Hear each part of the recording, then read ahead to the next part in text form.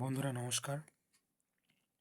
দেখো 27শে ডিসেম্বর কর্মসংস্থানের যে ইস্যুটা বেরিয়েছে, মূলত কোন কোন খবরগুলোকে তারা বড় করে হেডিং করেছে তার মধ্যে গুরুত্বপূর্ণ হচ্ছে রেলের একটা গ্রুপ ডির প্রায় 22,000-এর ওপর একটা বড় রিক্রুটমেন্টের খবর আবার নতুন করে প্রকাশ হয়েছে।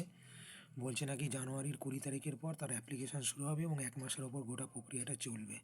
পরে সময় অবশ্যই বাড়তে পারে।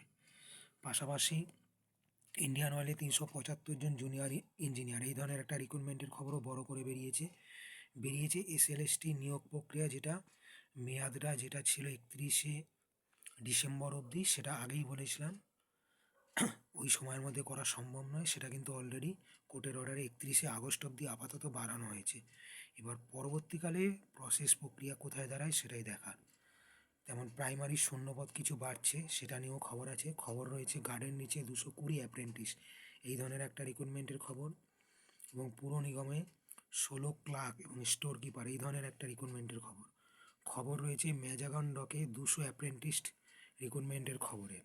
দেখে শুনে তোমরা সেই মতো অ্যাপ্লাই করবে। এবং পাশাপাশি আইসিডিএস সুপারভাইজার পদের 208 জনের একটা তালিকা পাবলিক সার্ভিস কমিশন অলরেডি প্রকাশ করেছে।